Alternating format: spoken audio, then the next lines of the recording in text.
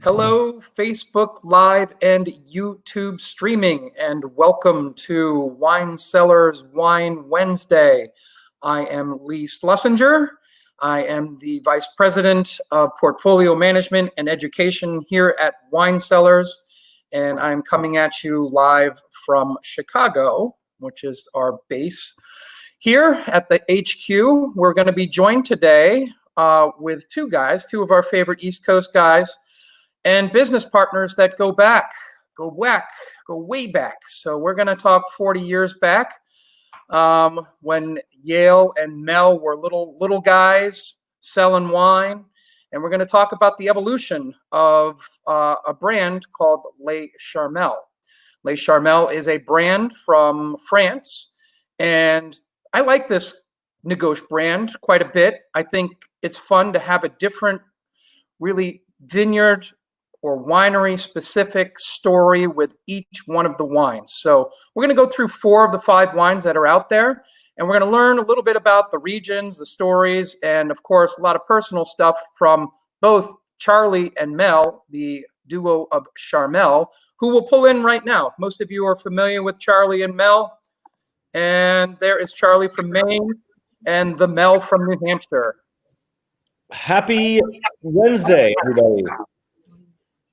Bonjour tout le monde. Happy Les Charmel Day. Happy Les Charmel Day. So, Mel, we're going to keep you here just for a little while to give us some background, and then Charlie and I will go crazy and get Mappy and get. I was just saying, I'm coming up to retirement now, so we're going to change the brand name to Le Chachar from Le Charmel. Dad, we need you, man. No. So, yeah. So Charmel. Yeah, tell us a little bit about the background, Mel. Charlie and Mel. You want me to give some background? Yeah, let's give us some background. Maybe go to the Les Charmel and varietal wine. Charlie Master and myself and my wife too, Janie, were partners with the fabulous Sager family who own Wine Cellars. I've known Yale Sager, who was the founder of Wine Cellars. We met him 40 years ago. We've been partners ever since, on and off. And my life has basically, most of it's been spent in France, quite a bit of in America. Janie and I started a brand in the 90s called Les Jamel, which was Janie and Mel, which was a line of varietal wines from France. And now, finally, Charlie is now on the label with me. We sold Les Jamel, we started Le Charmel, and the concept with Charmel was to look for really extraordinary value wines from really exciting regions of France. And we would work with the winemaker and the vineyards to style the wine in the way that Charlie and I wanted it made. And so the wines that you're going to have tonight, which Charlie's going to tell you all about, are wines that we have selected with these people that we worked with over the years and who we think they represent some of the really most outstanding wine values in France today. Yeah, we're going to pop all over France. So your travels have taken you all over. And I think we're going to finish with one of your favorite places, the Rhone. I've been working for Wine Cellars for 19 years now. And ever since I've started, we've always wanted to do a wine from the Rhone. And now you're finally able to revisit a place that was kind of your beginnings in a way. That's right. I wrote the first book on the wines of the Rhone called The Wines of the Rhone. I know. And we have, that was a long time ago, back in 1975. And it is now been updated by my co-author, John Livingston Learmonth. And it was really the first book on the wines of the Rhone before Robert Parker's book came out. It is still the most extraordinarily exciting, wonderful area. We're trying to get the book made into a movie, The Wines of the Rhone, or a musical, perhaps. Do you think? It's over the top. The Rhone, honestly, still today for me has some of the most exciting and undervalued wines in the world. When you consider what you pay for top flight Burgundies, Bordeaux, California Cabernets, and you look at some of the very finest wines from the Rhone Valley, from Châteauneuf-du-Pape, from Hermitage Côte-Rôtie, Cornas, Saint-Joseph, they're amazing. So we Charlie and I found this wine from the south of the Rhone Valley that Charlie will tell you about, which is really stunning, and an amazing wine for the value, wine for the price. Yeah, I think part of that is Mel and Janie, when Mom and Dad fell in love and went passionately around France. That's that passion is, I think, what fuels the concept of Le Charmel. Having really great wines from little regions of France that normally would never see glass bottles. That's right. We put our hands on them and we brought them to you guys. So cheers to that. Right on, guys. Well, Mel, thanks for joining us here. Okay, my darling, lovely to see you, and we'll catch up later. We'll catch up later. Enjoy a glass of Le Charmel with us. That's tonight. what I'm going to do right now. I'm going to go and have a glass of Charmel with my dinner and watch a little bit of the show here. And I love you guys. all you wonderful people out watching, thank you for supporting our brands. We love you. Thank you. Thanks, Mel. All right, Charlie, it's just you and me now. Whew. Love those people. Oh my gosh. Yeah, it was his bedtime. It was around 7 o'clock anyway, so we had to let him go. Oh, to be a little part of Mel and Janie is special. To be, a chef and a wine aficionado. I mean, that's, I think, where I get my passion from, for sure. That love, that passion. So, but we do focus a lot of our attention on the quality of the wine that we're trying to find and bring to America, which is really the basis of Le Charmel. And Charlie and Mel, our names put together, our favorite wines are from France. And, I got my background from Bordeaux. I worked for Alexis Lachine at Chateau Prairie Lachine back in the late 80s. And that's where I really got passionate about wine. But, I was constantly being trained by my mother and my father when I was a young lad, tasting wines at a young age and smelling my mom's recipes. And Mom would be the kind of mother that would, pull the car over and make us hike up the side of a hill to smell the bark of a tree. And later I would smell that in a wine, and it would really show me how amazing nature is. And there's so many different smells and flavors, and those things bring so much to a good meal and a great experience with wine. So I was very fortunate. Yeah, well, we can't really pull the conversation of wine apart from food too frequently. We'll make sure that we talk about what you think would pair with each one of these wines. And I think maybe it's time to, everything's under Stelvin, so maybe it's time for a little twist. Let's do it. Let's twist that open up. Let's do the twist again. A lot of cha-cha-chaing and twisting today. There we go. We'll get some of that. Click, click, click. I'll show you mine. Here we go. Bring it on. We're going to drink some Charmel, Touraine, wonderful Sauvignon Blanc from the northern parts of France. We're going to pull up a map here in a second. Just let me get some pouring going. Yeah. And away we'll go. We're going to transport people, so we're going to keep the presentation relatively simple. A couple of maps, a couple people, a vineyard, maybe one more shot, and that's it, just so we get an idea of because there really are long-lasting personalities and friendships here. So let's start with the generalities, which is the map of France here, and we're going to take a travel. We're going to start in the Loire, Touraine around here, and we will head to Provence here, and we will take a trip over here, just a 4.5-hour car ride. and then back to the Rhone. So we're going to be popping around 4 different areas, very distinct, unique, different areas, producing wines with great signature. I always like wines that have a personality and have an identity of place, and all these things are really hitting all those markers, those boxes for me. So let's dig a little deeper into where we are here for the Sauvignon Blanc. You're getting it from Touraine, and I will let you take it away.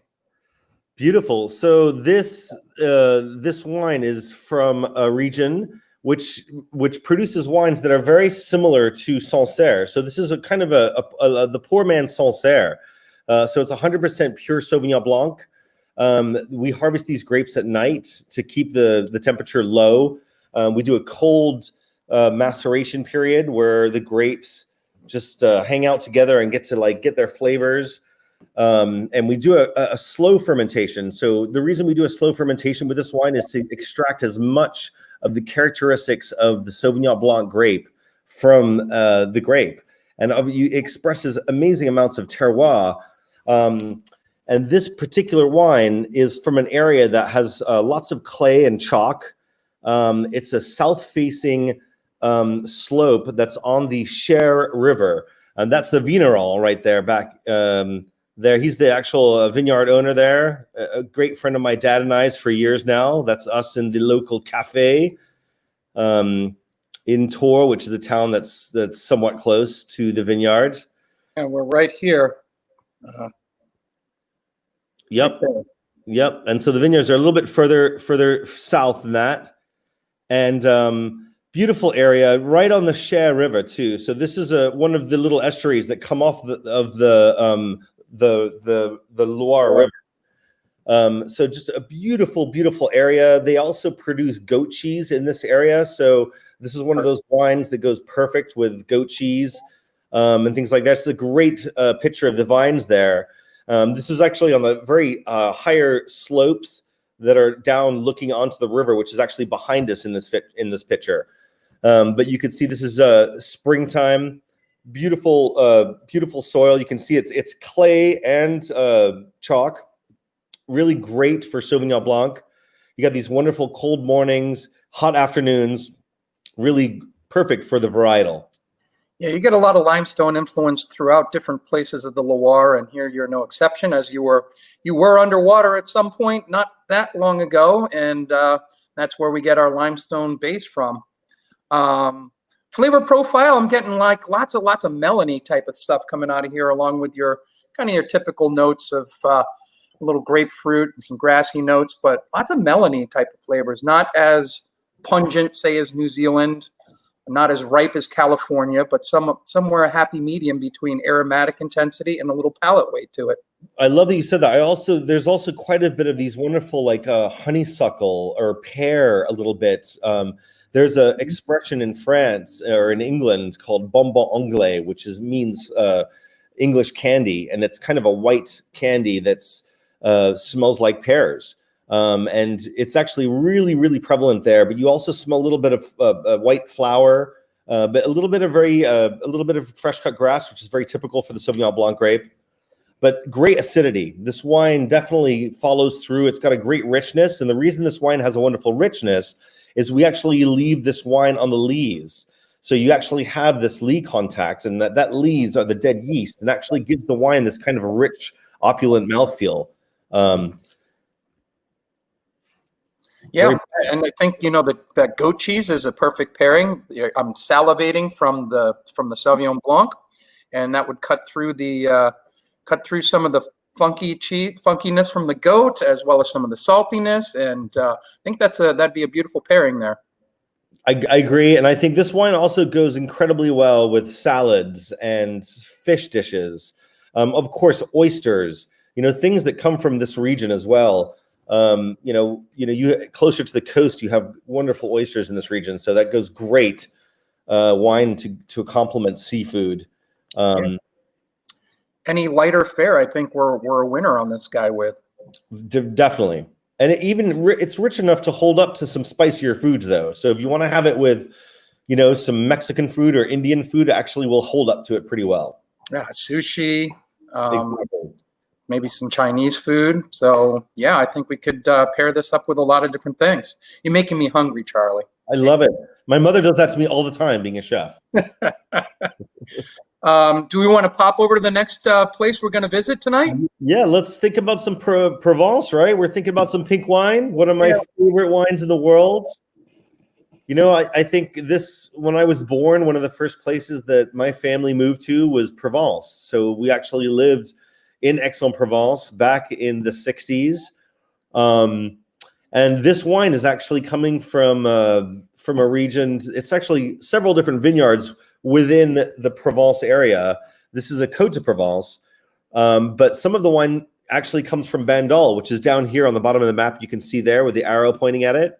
This is an amazing family, friends of ours for years now, that have been producing this wine. He was the old assistant winemaker at Domaine Tempier. I think we have a picture of Lulu. There's Clem and his wife Pauline on the right there, and that's me and my mom and my dad and one of my close friends, Preston. Preston, I made sure to get him in the presentation. Hopefully he's watching. There you go. So this is actually us in Provence. This is us with Lulu, who is the owner of Domaine Tempier, and Clem was the assistant winemaker there for years. And he actually inherited some property that's in Bandol, and so we use some of the Mourvedre vines to make these wines. So the Mourvedre in here, this is actually Grenache, Syrah, Sanso, Mourvedre, and Rhone. So it's 4 red grapes and 1 white grape. And this is a really special grape, Rhone. I love this grape. It's very rare to find any wine that's 100% pure Rhone, which is also known in Italy as Vermentino. But there is a wine in the southern part of France called Bel et Blanc, which is 100% Rhone. But it's one of these grapes that gives this wonderful floral notes to the wine, beautiful, like the white flowers, and just very pretty. But the Grenache is what gives it this wonderful strawberry jam. You can smell this really bright, vibrant strawberry smell. But you also smell some of that bonbon anglais that I talked about earlier, that pear, but white peach. I also smell lavender and fennel. Those are things that are growing wild throughout these vineyards. Here we have the image that you're referring to here. Exactly. So you can see that the lavender that's so close to the vines there, you've got these cypress trees, and in between the rows of vines, you have, wild, plants growing, rosemary and thyme and fennel and all these wonderful things that are famous from Provence. And you actually get some of those wonderful components in the wine when you're smelling the wine. So that's why this particular style of wine, Rosé from Provence, is, I think, one of the chef's favorite picks, because it goes with pretty much every type of food. I mean, from scrambled eggs to grilled steak to, baked Alaska. Scrambled eggs, huh? Scrambled eggs really good with rosé. We'll put that on the next fact sheet, okay? Yeah, for sure. For sure. Totally versatile, I think, and partially versatile because it has the ability to pair with things that you would pair white wines. And I think it also has a deeper ability to pair with things that perhaps you would put with red wine. There is just a touch of tannin to this wine. I can actually feel a little bit of tannin grip to the wine, and maybe it's just because I have 2019 vintage, and maybe it's showing a little bit of that. But yep. I feel like it has a little bit more structure than perhaps other white wines, and maybe more depth and complexity. So maybe a little bit more versatility. Definitely agree. And there's also, the free run juice. And so when we harvest these grapes, there is a period where we actually keep the grapes cold, and we keep them in the cellar for almost 24 hours before we slowly raise the temperature to start the fermentation. And then there is only 2 of the grapes, the Grenache and the Mourvedre, that we press off the juice and put that back into the tank and start the fermentation. And after about 24 hours, all the skins are taken out and the fermentation is finished. But it's just a very pretty style. You've got this wonderful, I think for me, there's a richness like Lee was saying, but you also got this mouth-watering effect that's from the acidity. So you get this, cleansing almost, but it just makes you want to drink the wine. It's just such a great food pairing wine for sure. Yeah, I think my favorite pairing might be sun and pool with this wine, but that's a little bit off the food chart. I agree with you there. Yeah, sand goes really good with Provence Rosé. Yeah, my wise guy answer is my favorite pairing is with oxygen, but okay. And water. Yeah. Let's see who we've got joining us. We've got Begum Edelman saying, drinking a glass of Charmel. Love you, Mel and Charlie. Wonderful. He's one of the most amazing restaurateurs, friends of ours, has an amazing restaurant called Five Corners. Great supporters of our family wines, and we are huge supporters of his incredible food that he makes. Thank you for joining us. They're in Massachusetts, so if you're in north of Boston, check them out at Five Corners Kitchen. We've had some great times there for sure. Here's another friendly face for you. Oh yeah, Holly, so good to see you. One of our favorite wine lovers. A coworker, wine cellar's coworker, one of my two favorite blonde coworkers from Wisconsin, named Holly. So I think I've got wine groupies. Lucy Herrera loves the wine cellars, wine Wednesdays, and wine weekends. She says that the Sauvignon Blanc paired very well with a master sauce with truffle ravioli. Thank you, Sir Charlie. So obviously you've done a little Airbnb event down there. I love, she's amazing. Huge hugs to you, Lucy. Amazing. I love that recipe. I can't wait to do it again with you guys. So those are a few of our friends checking in with us here this evening. Do that. Technology is amazing. Connectivity. We got to stay connected somehow, Charlie, and we're doing the best we can right now. We do. I sure do missing, seeing the actual customer and give them hugs. Can't wait to do that with you guys. Food and wine. All right. So we've had our Touraine Sauvignon Blanc. We've had our Provence Rose. Shall we continue our tour on? Further south, actually, now close to the border of Spain. A little bit further north, Limoux.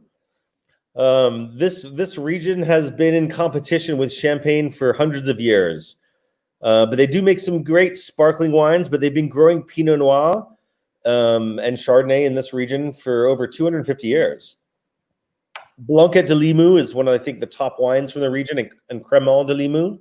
Absolutely, those are the two famous sparklers doing traditional method mostly, and sometimes using even Chardonnay, but Mauzac is kind of their big white grape that's unique to them down there, which is what the one of the wines is made with. So, but you think cooler temperatures for sparkling wine and chalky soils, Blammo, you think perfect environment perhaps for Pinot Noir, and for sure some of those sparkling wines are even made out of Pinot Noir, but you're talking about this guy, and this literally is about a 35 to 45-minute drive north of the Spanish border.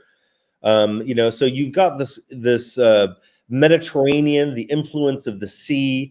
You're in the Pyrenees Mountains, so you're a little higher elevation.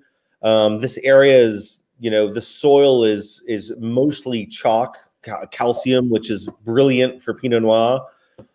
There's a lot of very important winemakers who are famous for producing Pinot Noir that have been buying property in this area for over 20 years now. And so there's Laurent. He's one of our dear friends, as you can see in the barrels in the background. He's one of the people that helped create Le Jamel with us. And so now he makes two of our Le Charmel wines. Yes, it did take me 50 years to get half my name on the label. Woohoo!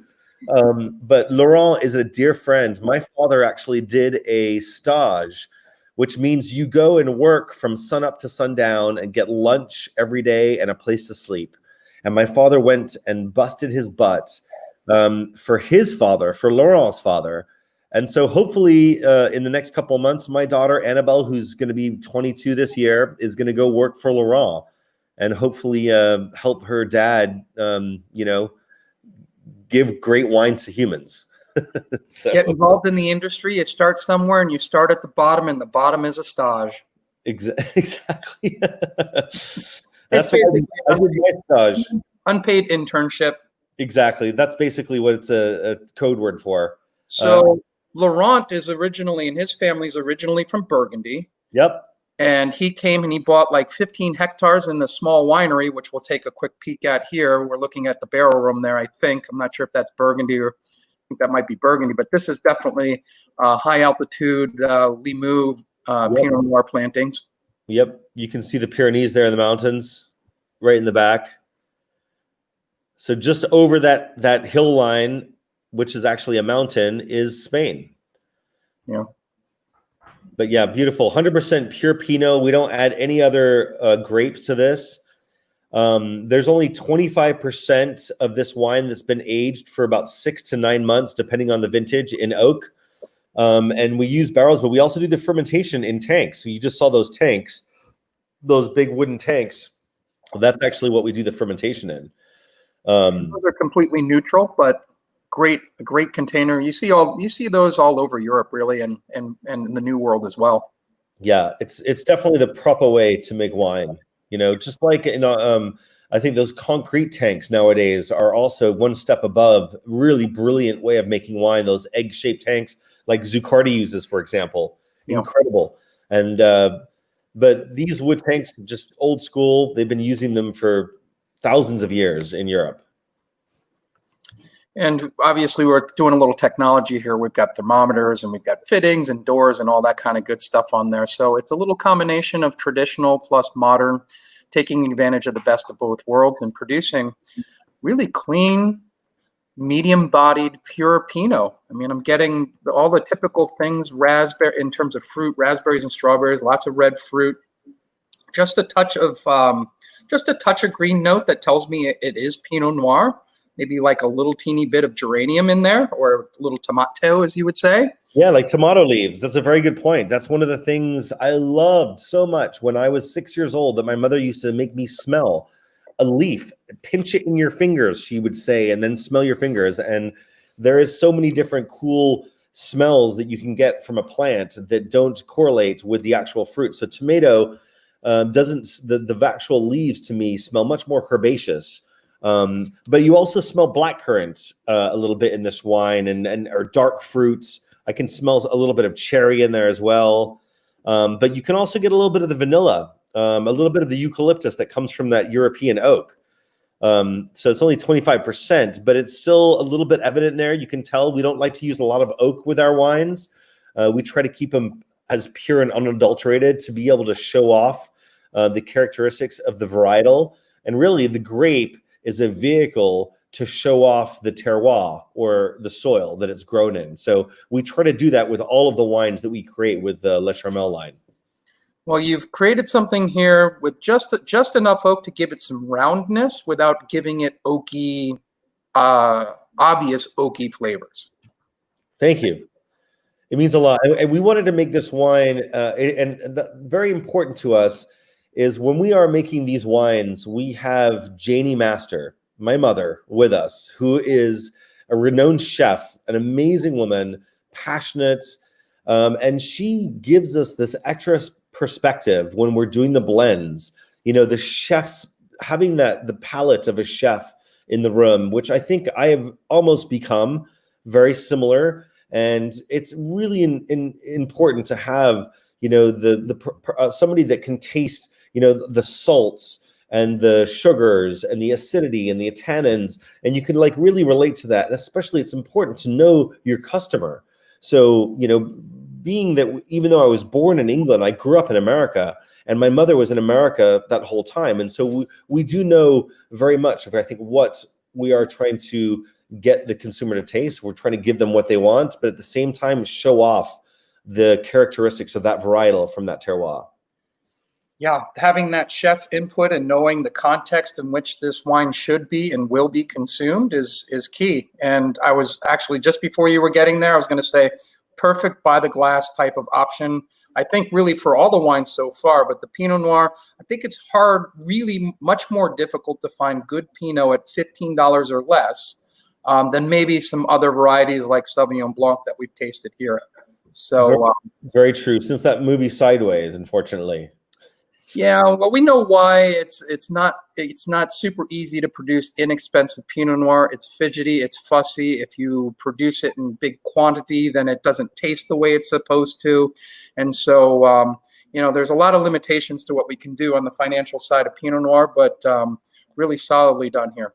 And these vines are somewhat young compared to some of the other wines we make. These are between 10 years and 22 years old vines. And we're producing, a little bit less than 4 tons per acre, which is pretty rare. We're very conscious about the amount of fruits that we're taking from these plants. So just like us humans, the older you get, the less fruit you produce. But if you cut back the plant and so it produces less fruit, the fruit that it does produce is much more intense. Absolutely. And I think that leads us right into the next wine pretty easily. We're going to go to...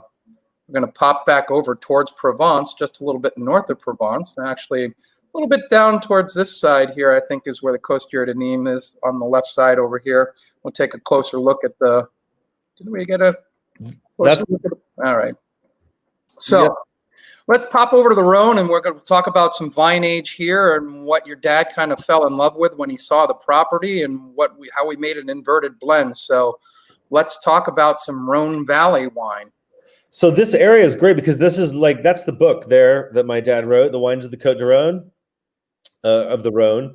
But this region really is almost in between Limoux and Provence. So we're like a little bit south of Arles. Avignon is a little bit further north of us. And, this is pretty much about an hour drive south of Châteauneuf-du-Pape. Cotes de Nîmes is the name of the region where these grapes are grown. And usually in the southern Rhone, in the Nîmes area, you're producing wines that are predominantly Grenache, which is very typical for this region. But we do not. This is 70% Syrah and 30% Grenache. And the reason we do that is because this Syrah from this vineyard is such a delicate, elegant style of Syrah that we thought it would complement so well to only have a little 30% of the Grenache in the blend. And so it's really pretty. This is all concrete tank fermentation, so there is no oak in this wine. So this is a really good example of the varietals. And also this area, similar to the Côte de Rhone, has these wonderful small pebbles. In the Côte de Rhone, they're gailloux, they're very big pebbles.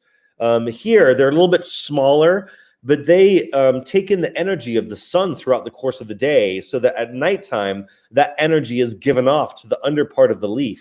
And so it's constantly giving energy to the plants. And so it's a really important influence of the actual terroir to this actual production.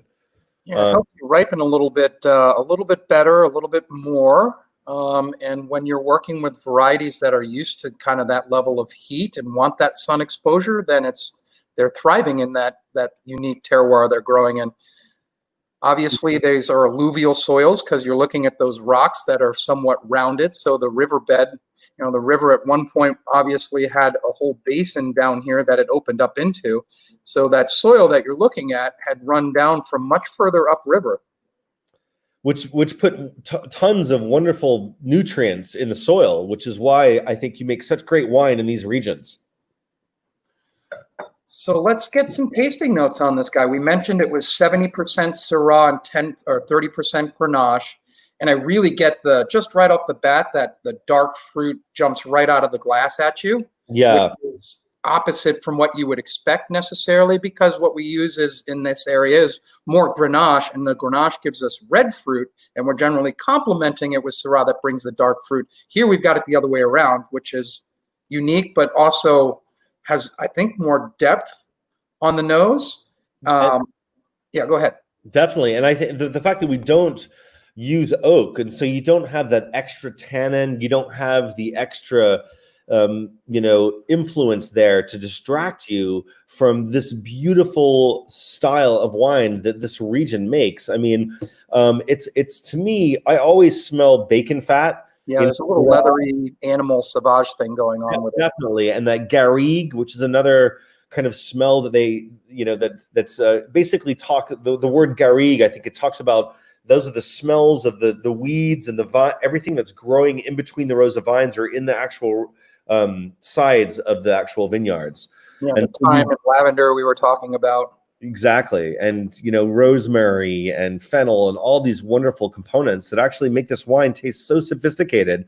It goes from black currants and chocolates and spice. And to get spice from a wine without the influence of oak is pretty rare. I think that Syrah gives so much spice, almost smell violets, but black pepper and white pepper is another component that I always smell in these wines. But even though there's so much going on, the wines are still soft, elegant, and delicate enough to appease the Pinot Noir drinker or the Cabernet drinker for that matter. I mean, this is a great way, I think, to introduce people to other wines, people that are so used to drinking just Cabernet or just Pinot Noir. This is a great introductory level for a wine that's sophisticated and complex, but still understandable.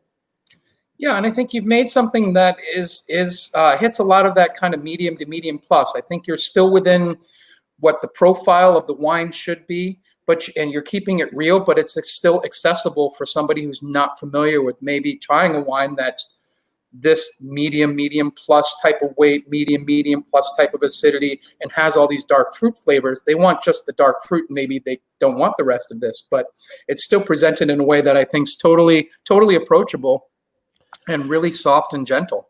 And food-wise, I mean, barbecues, hello, this wine, because of that smoky, almost kind of like peppery, violet, blackcurrant, I mean, all of that really complements anything that comes off a grill. So, you know, from chicken to even hot dogs, you know, you got that smoke flavor in hot dogs. This is incredible with, you know, brisket. But also it's very delicate. So you can have this with grilled fish on a salad. So you can have healthy food with this heavy wine.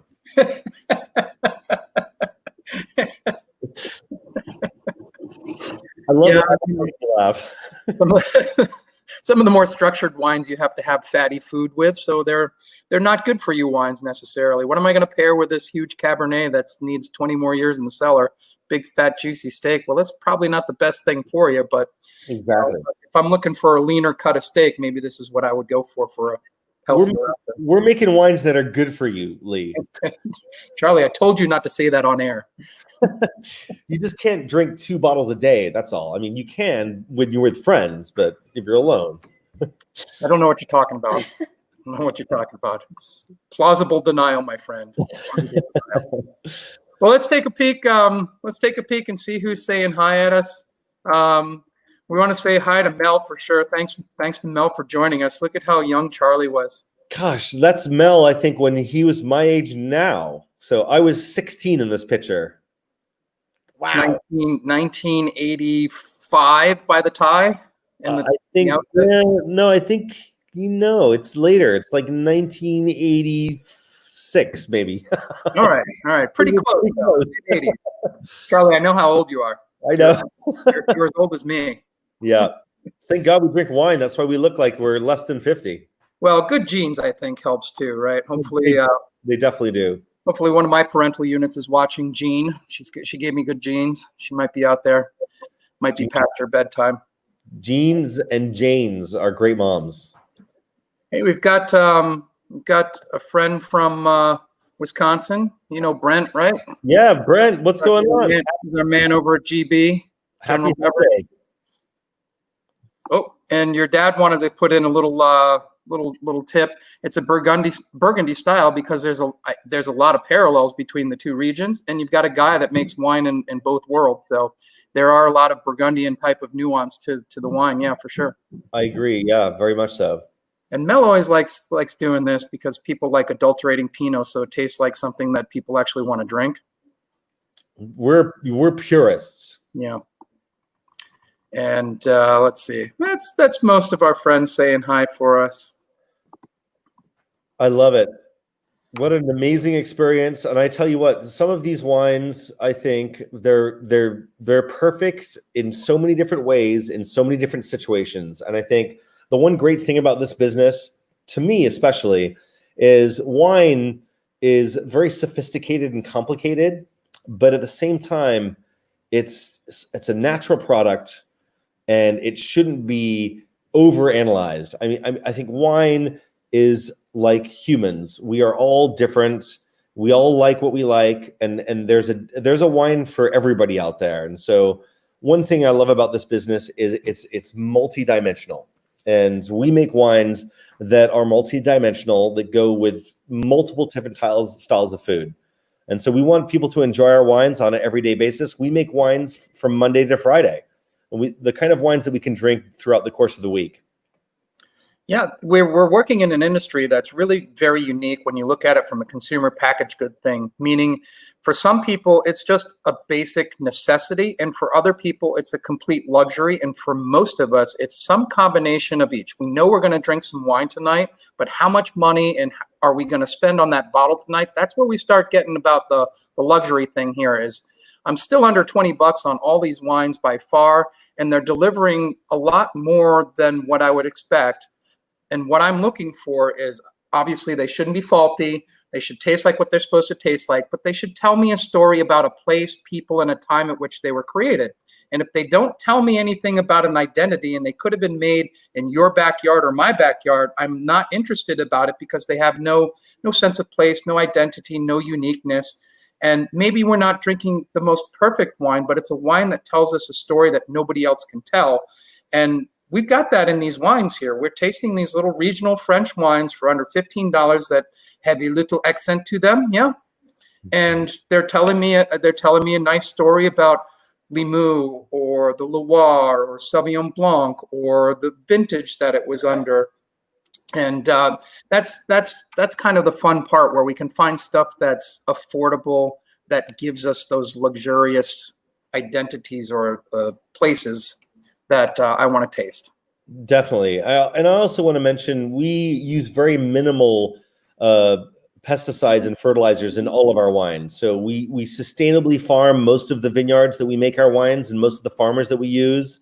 And so that's a really important part of our business as well, to be as conscious about the environment and to bring a product that, like you were saying, that complements most situations and foods, makes you feel good, and is good for you.